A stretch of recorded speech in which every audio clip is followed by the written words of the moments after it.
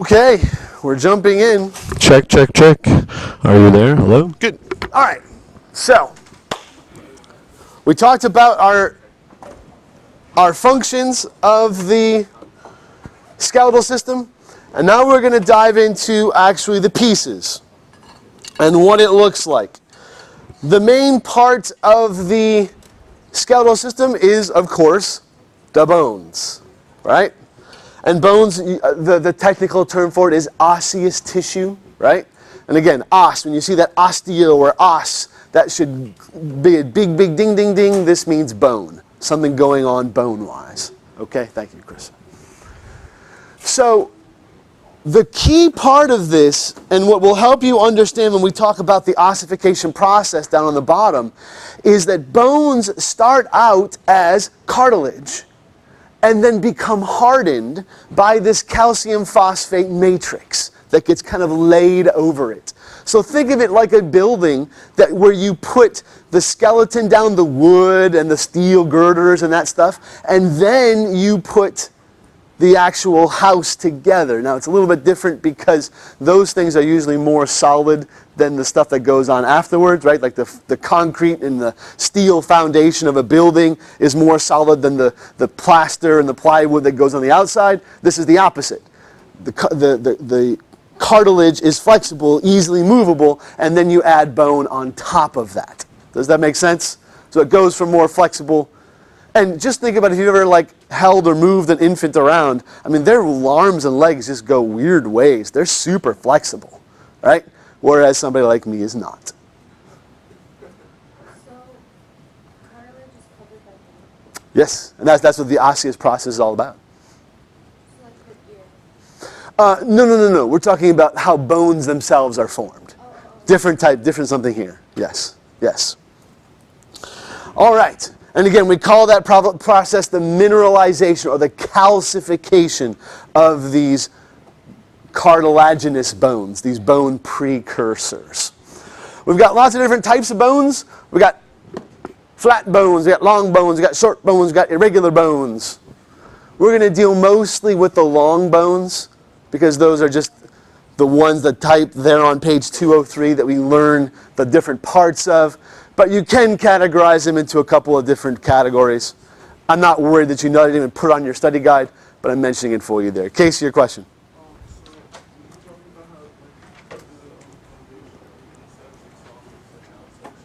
Yes?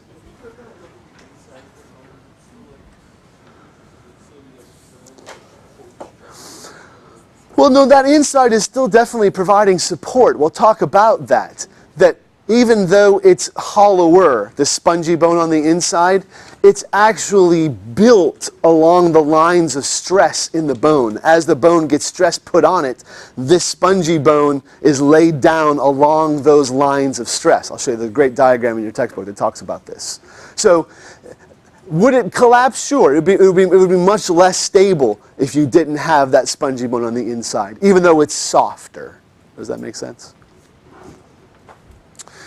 So again, two types, the compact bone, the spongy bone, just like Casey and I were just talking about. The compact bone is the dense outer shell, and the spongy bone is the loose stuff on the inside. And that's covered by that compact bone.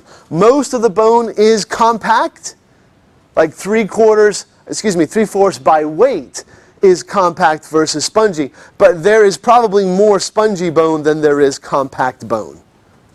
Does that make sense? But the spongy bone is much lighter. And again, if your whole entire skeleton was just compact bone, you would weigh much more than you do now. It would be much more difficult for you to move around because your bones would be so heavy, so thick. Does that make sense? Some features of the long bone we want you to be comfortable with. Actually, that picture that's there on page 203, I want you to know. That's one of those pictures that I'm saying you should know the parts of this picture. And the two big pieces I want to point out are the diaphysis and the epiphysis. These might be words you've heard before, right, when we're talking about bones.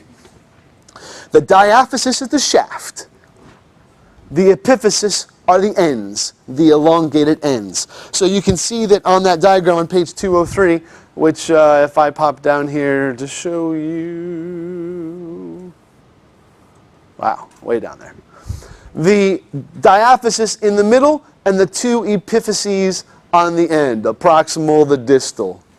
Okay, proximal being, of course, closer to, this is, what bone is this? Do you all know? Just looking at it? The femur. Yeah, good. You'll get to the point where that's an easy one for you to know. But this is the proximal end where it goes into your hip.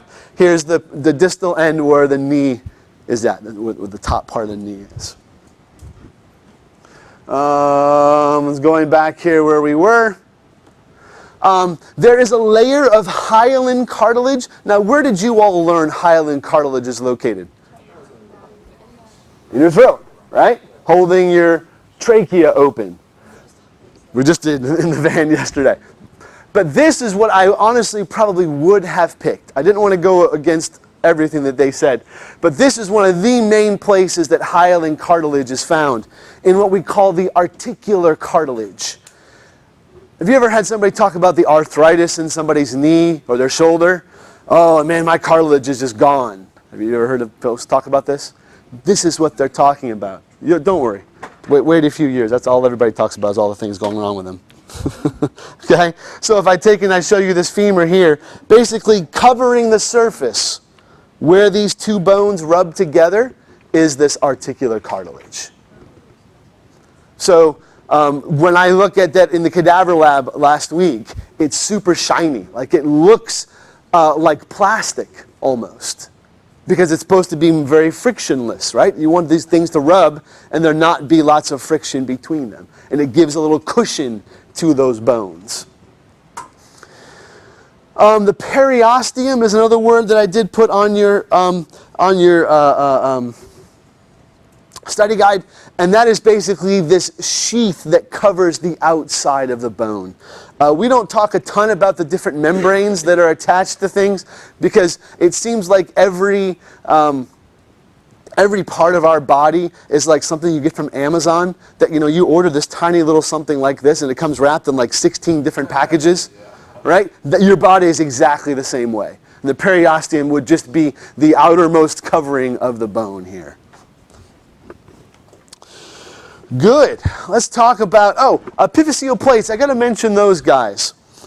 This is how, when you go to the doctor and they do an x-ray, they can tell if you're done growing or not. Has anybody ever heard anything about that? Like you go to the doctor and they're like, no, I'm sorry, you're done. Sorry, Leslie, this is all you're going to get. Or, wow, boy, you still got more room to grow. How do they know? Is there like some magic words that are like x-rayed into your bone that say you're going to be 5'7"? No, there's space. When they see that these epiphyseal plates are open, these are the places where the actual growth is happening. We'll talk about this more later. If they see there are still open spaces there, they know you're not done growing.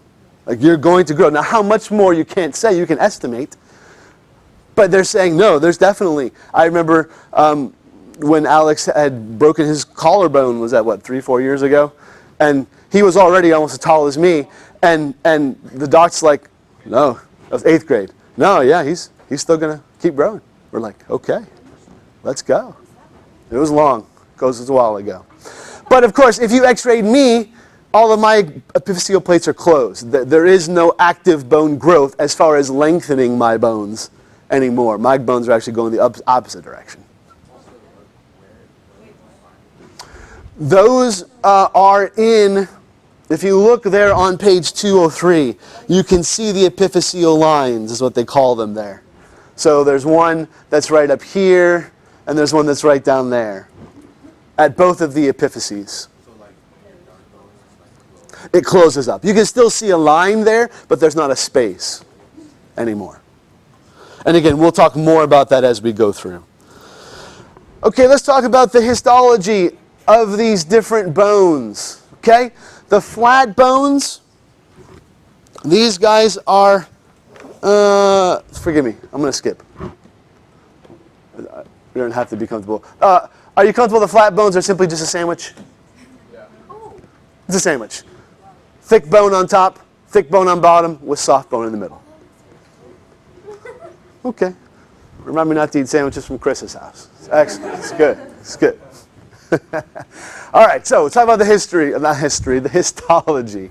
The bone is connective tissue, right? Remember when we did our our whole unit on the different types of tissue. Bone is a connective tissue.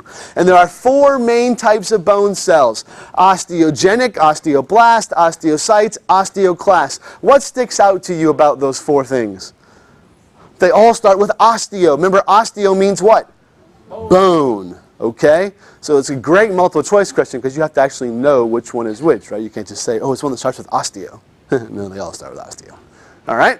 So osteogenic, genesis, beginning, right? The osteogenesis cell, these are the cells that give rise to other bone cells. They're the stem cells of the skeletal system. Okay? And these guys are found in the endosteum and the periosteum. These are, again, the 2 layers that are inside the bone themselves. And they continually multiply, and they give rise to most of the other bone cells. There's only one type they don't, which we'll talk about that. Osteoblast. What does that remind you of? Fibroblast. Fibroblasts did what? They blasted fibers. They made collagen, right? So osteoblasts, what do you think they do? They blast bone. They make bone tissue. Okay? So these are the bone-forming cells in your bones. And they will add more bone based upon the stresses that are put on that bone. So when you run, you are actually putting forces on your bones. Does that make sense? As you impact, as you hit the ground. Those forces travel through the bones, and they cause the bones to make more bone. Does that make sense? Just like if I want to build up my biceps, I do a lot of good bicep curls, right? And a lot of good exercising. By making that muscle work, the body says, ooh, boy, he's working that. I need to add more muscle to it. Does that make sense? The bone works exactly the same way. That's why you'll hear them talking, maybe you haven't because you're not old enough yet, but to older ladies who have problems with osteoporosis, where the bones are stopping, they're thinner, they don't have as much mass to them, they tell them to do weight-bearing exercises. Exercises that are putting forces on their bones. To make them break? No. To get them to make more bone. Does that make sense? Are you with me? Osteoblast. Again, there's tons more pieces. I'm not going to read everything that is here. You can check it out. Osteoblast. Osteocytes. Osteocytes are the same thing as osteoblast. They're actually a former osteoblast, like they've retired now, and they're locked in place in the matrix. Because as these osteoblasts make bone, they're literally like surrounding themselves with bone. Does that make sense? And because they keep producing all these bone cells, they eventually kind of get trapped, and they can't go anywhere else because they've made all this bone around them. Does that make sense? So they still perform some of the same duties as an osteoblast. They just can't move around in the bone. They're just basically stuck in one place. Does that make sense?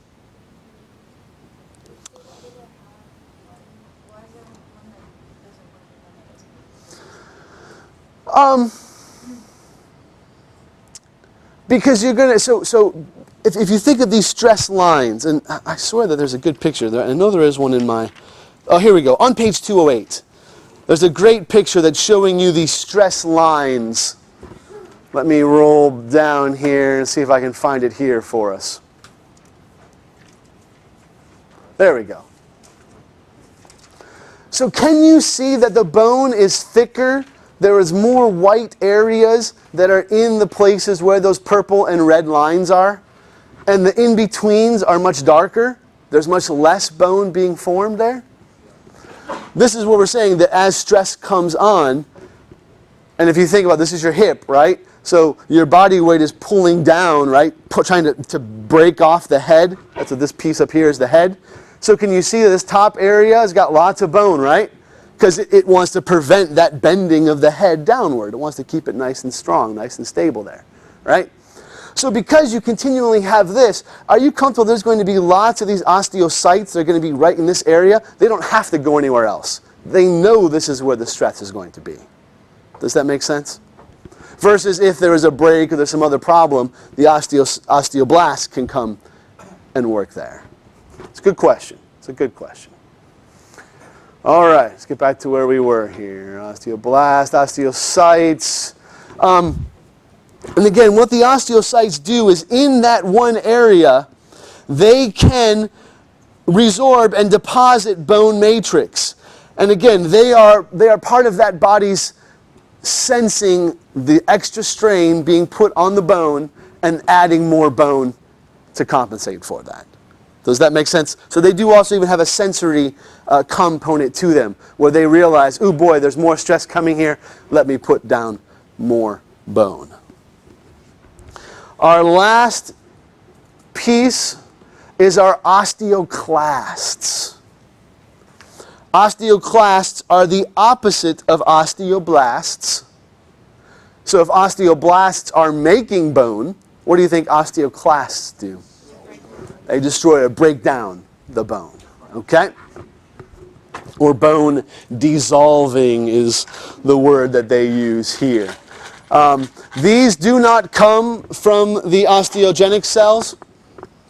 These come from stem cells that are in the bone marrow that actually normally would give rise to different blood type cells. So it's a different etiology of where these cells come from. And again, their whole plan is that they can remove bone where it's not needed. And you say, well, wait, why would you want to remove bone? Well, remember that the calcium that we need in our body, in our bloodstream, for our muscles, for our nerves, is always changing, the amount that we need based upon what we're eating and what we're doing. So this is a way that the body can say, oh, I need more calcium in the muscle. Let me take it from the bone and get it into the bloodstream to send to that muscle. Does that make sense? Or even just to say, hey, we've got this bone that's here. He hasn't really been running in an awful long time. Like he used to run marathons all the time, speaking of myself, but now I haven't run in a while. Okay, we don't really need the bones to be as thick as they were before because he's not running anymore. We're not having those stresses, right? So let's take that calcium away and use it other places. Does that make sense? That's what the osteoclasts would be doing. Sir? You could, sure. I mean, over a long period of time.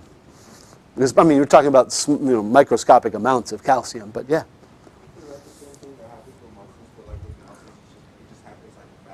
Sure, that's exactly right. If I work out a ton, think about if you've ever seen some of these old guys who used to be bodybuilders, right? They were like these humongously muscled guys, and then you see them 5 years later, and they look like nothing. You're like, wait, what happened? The muscle goes away. It's one of my big pet peeves with God. We're going to have this conversation someday. That why is muscle so hard to build and so easy to lose? It should be the opposite, right? There's an awful lot of stuff in life like that. There's a little life lesson for you. Marlon, you had a question? Oh, I apologize. All right. Osteoclasts. These are much larger. You can actually see these in a microscope. They're much bigger than the other cells. Okay, here's a nice little picture in your textbook that talks about them. The osteogenic, osteoblast, osteocyte, all from the same origin, right? They're basically a family tree, whereas the osteoclast is its own thing. The matrix has both organic and inorganic. Go way back to chapter 2. Organic means things that have carbon in it, right? Inorganic means everything else, right? So let's talk about the organic piece first. It's about 1/3 organic and about 2/3 inorganic. Our organic pieces are stuff like collagen and proteins. What's the point of having this collagen and protein in the bones? Okay, makes it stronger, sure, definitely.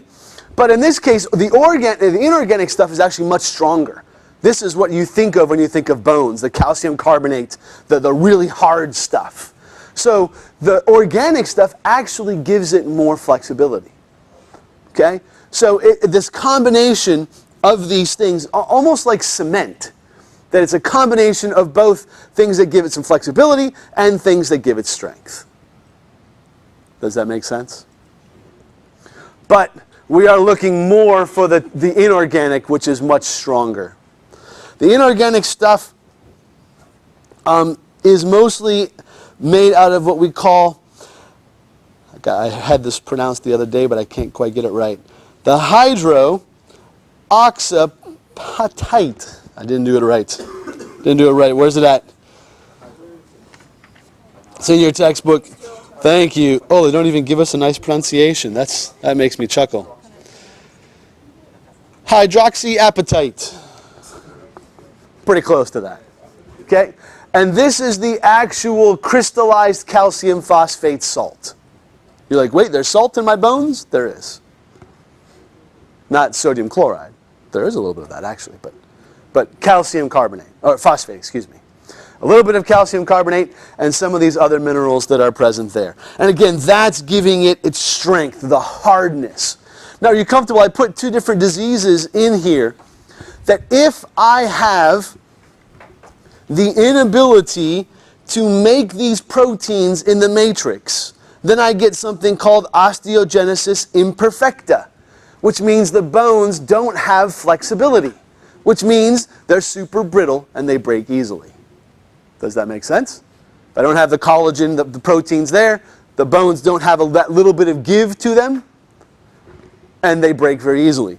Conversely, if I don't have enough of the inorganic material, if I'm not laying down all of that calcium phosphate and the hydroxyapatite, which I can't pronounce, but I'm just going to go with that for today, then I get something called rickets, which in this case, you get very soft bones.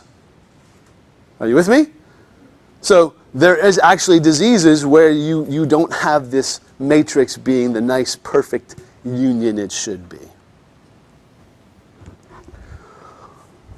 Good. This is just exactly what we just continued to talk about. Compact bone, nice pictures. Let's go there. Which is, we're just rolling along here. You guys doing okay? All right. Yes, sir.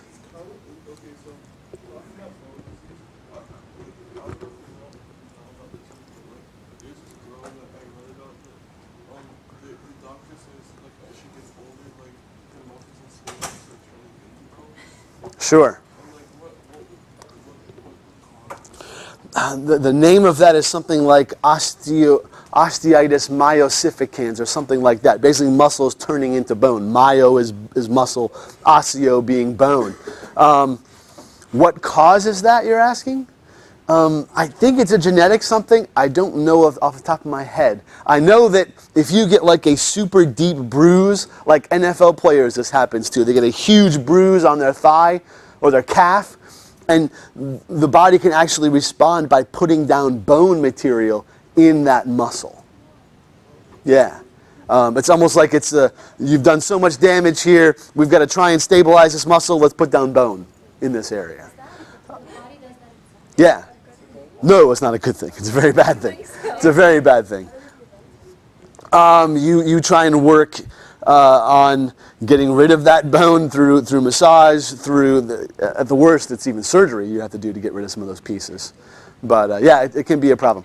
But going back to your question, I don't know 100% as to the why. Obviously, it's some sort of difficulty with the osteoblaster working too hard and producing too much of this. I can't imagine it would be all of the muscle, but enough that would cause some problems. Sure. Yeah, kind of just frozen in place there. Yeah. Wow. What I was speaking of? Again, very, very serious trauma type thing. Again, I'm thinking of deep bone bruises. The example I gave was like a football player. Or a really bad car accident where you get a lot of pressure in a very small area, like on your thigh or on your arm. Usually it's bigger muscle. It doesn't happen like in the back of your neck or something like that. This one, yeah? Will it change the whole muscle or just the bone? It can be just in a very localized area. Yeah, because usually the trauma is a very small trauma. How do shin splints? Shin splints is just simply there's a muscle that runs right. Sorry, I didn't shave my legs this morning, but it's this right here. This muscle right here, tibialis anterior, gets irritated. The bone here, your tibia, where that attaches to, because it pulls on there, it just causes pain. Yeah, that's. Oh, thank you. It's just like any other kind of inflammation in the muscle. Yeah. Okay, where are we going here? Compact bone. All right. So we're looking at this what they call the Halversian systems, these osteons. That these are these concentric circles, the concentric lamellae that surround a central canal, and they run longitudinally through the bone. Again, if you look at these pictures here, I always think of them as the trunk of a tree. Like, to me, that's what it looks like. And if you take a tree and you slice the trunk and you look at it, it's just rings, right? For how many years the tree's been growing. It looks very similar to that. And when you take a bunch of these, it's like taking a whole bunch of tree trunks and putting them together in a stack of firewood. That's what bone looks like. It's these concentric circles that are grouped together. And that is what gives it strength. If you think of buildings, how do they make these big, huge, tall buildings? Well, they take these huge, thick pieces of steel, right? And they bundle them together. Does that make sense? They'll take one rod that's super long and they'll put 2 and 3 and 4 and 10 and 20 rods together to make one big, huge column, and that's what they build the building on. Because it's stronger when it has all of these pieces put together, but it also allows it some flexibility. How about a bridge? If you've driven over the bridge between Annapolis and the Eastern Shore, you know, the big cables that hold it up. If you look at those cables, they are a bunch of smaller cables that are bound together. And that's what this is. It's exactly the same principle. Almost like it had a designer who came and built it in just the right way, right? I'm telling you. And I say this with love, because again, I think evolution, if you don't allow the thought of a designer, evolution is the best you got, okay? There's some elegance to it. But if for the moment you say, no, there could be a designer, you get hit over the head with this stuff all the time. You're like, boy, that looks just like an engineer would design. Well, yeah, it does. Are you with me? Some good thoughts. Where are we now? Sorry, I keep losing my place because my brain is like 1,000 places this morning. Good, we're moving down. We're moving down. You got the picture here. We saw that. Let's go to the spongy. Well, I didn't give you much detail here. There's been plenty of folks and plenty of classes I have taken where you had to memorize all the little pieces of these things. It doesn't do much for me, I'll be honest with you. Okay? But I wanted you to at least be aware that it really just is circle inside circle inside circle inside circle. And the fibers go one direction in one circle, and then they're the opposite way in the other circle, and then the opposite way in the opposite. Again, to give it strength, but also flexibility. It's brilliantly designed. There are places for the blood vessels and the nerves to go tunneling through in these little central canals with little caniculi in between them to connect them. Again, it's very impressive, this system that works inside this compact bone. The spongy bone is just a lattice. When I say lattice, I think of like in a garden, like with the trellises and the I almost said weeds. It wouldn't be weeds in a garden, but the plants like climbing, you know. It's very open, but it has some stability, has some structure with it, right? And you have these things called the spicules and the trabeculae. These are the areas of that spongy bone. The delicate slivers are the spiculae, and the thin plates are the trabeculae. And its basic point is it gives strength without weight. That is the key behind spongy bone. Strength without weight. There are some good pictures that are there you can check out. And you see what I mean by like that trellis, right? Lots of open areas in that spongy bone. Back to this picture we showed you earlier, that spongy bone will lay down these trabeculae along these lines of stress. Right? Excuse me. So you see much more white along the purple areas and along the red areas, and in between, there's not much spongy bone there. because there's no real stresses going through those areas. This right here is a very common place for you to break your femur. Does that make sense? Or you could have it break off here. That does happen on occasion. But it's more likely you're going to break it down there. It takes a doing. Because again, that femur is one of the bigger, stronger bones in your entire body. So, yeah, a car accident's always a great one. There's tons of forces involved with that. Right. So Kevin Ware was here. That was your tibia. Yeah, tibia and fibula. Yeah. Right. I mean that was tasty. I was watching that in real time. Yeah. Yeah. It was. Yeah. Yeah. You could see the bone come out. Yeah. Right. Top one.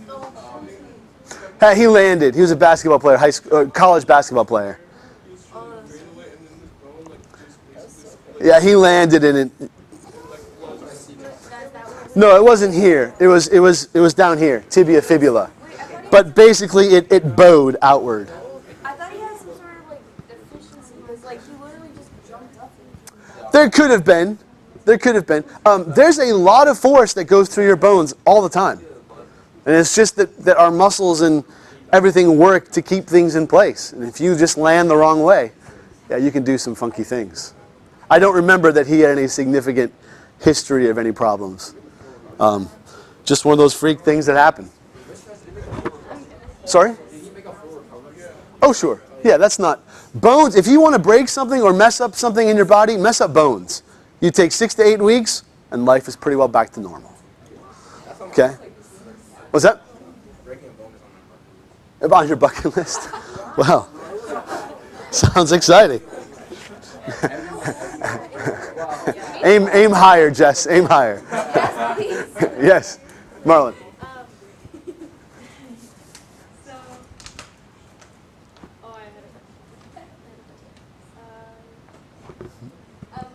Okay, if you come up with it, let me know. Let's talk. Oh, please.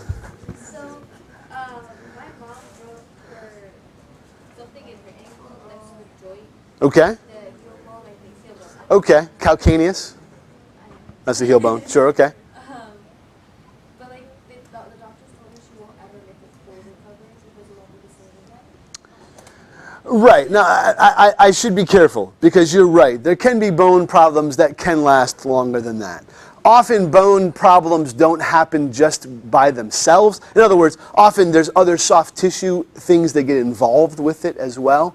Your heel bone is a little bit of a tough spot because are you comfortable every time you are standing or walking, you're putting pressure on that bone, so it's difficult for it to heal. But for most bone injuries, the bone itself, you give it, again, that about 8 weeks of time, and it heals pretty well. Then why do they say that when you break something, it won't be the same? Like every time when the weather's bad, it'll start hurting. You'll feel it. Yeah, that's not necessarily dealing with this bone injury. And I would not say on an every time basis that's the case. It depends on where the injury is, if it's involved with a joint or not. Like if we're talking about just a mid-shaft fracture, right? There's no joints around. It's just simply got to close that injury and you'll pretty well be fine. But if you're dealing with joints, if you're dealing with weight-bearing bones like the heel like that, yeah, it's a little more difficulty. So you're calling me out, and I appreciate that. I made that. No, it's good. It's good.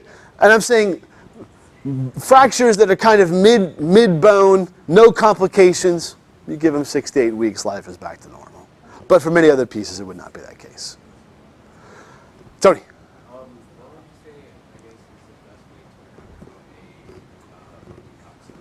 A broken coccyx. So this is another one that's a difficult piece, right?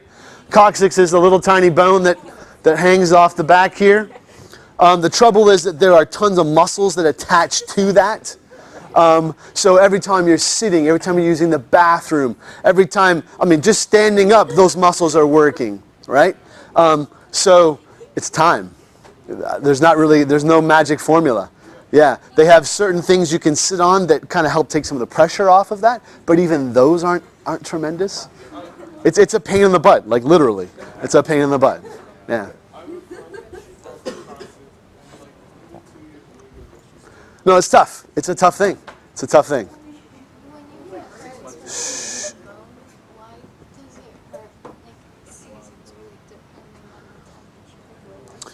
There's thought that it's the change in atmospheric pressure that can cause some difficulty in these bones. I haven't honestly seen research that shows particularly this happens, but it certainly seems as the pressure drops, it causes some irritation. The why, I'm not 100% sure about. Marrow. Let's talk about marrow. Two types of marrow, and that marrow is found in that diaphysis, the shaft of those long bones, right? And then what's called the marrow cavities. Like there's literally an open space that has this marrow in it. And red marrow is what all of the spaces are filled with as a child. It's producing lots of these blood cells. We'll talk more about this when we talk about the blood. There's a whole chapter that talks about the blood. We'll talk about that more. And that's in nearly every bone when you're a child. When you get older, like us, that red marrow turns into yellow marrow, okay, in most of the bones except for these areas, the skull, the vertebrae, the ribs, the sternum, part of the pelvic girdle, the hips, and the proximal ends of the humerus and the femur. Are you with me? The yellow marrow can transform back into red marrow if you are really low on blood and your body's saying, I need more, I need more. It can make that transformation back, but for the most part it stays yellow. And it's yellow because it's more fatty, has more adipose or adipocytes that are present there instead of these red hemo-producing sites. Yes, ma'am? Does that mean that like blood cells don't really die very often, or like if they're not producing more? Let's say that these are enough to produce what you normally need. Okay. How about that? No, they go through the same life cycle like anything else. Okay. But these are large enough areas that it can produce enough to keep up with the demand, even if you're giving blood and doing things like that. Does the yellow marrow still produce the red blood cells? No, only just the red. So then your blood is created in those places. It is. Doesn't change. Exactly. For us older people, yes, exactly. Are we good? All right, stand up. Let's take a little break. The bell's going to ring in about 10 minutes, but I want you to stretch a little bit. This is a good kind of stopping point here. Get you loose. Get you stretching. Ugh. Not too bad so far, right? This is making sense, I hope. Because it's like actual real stuff, right? Yeah, no, I hear you. Real stuff. I hear you. So much further than fake information. I know. I hear you. We got to get through that stuff because you're comfortable. We keep referring back to that old stuff, right? I know. Are we going to have to learn all the body with this? Not in this chapter, but the next piece. Yeah, yeah. And again, you say all the bones in the body. It's not. Yeah, don't worry. It's pretty straightforward. It's pretty straightforward. Yep. Okay. Two ways of bone development.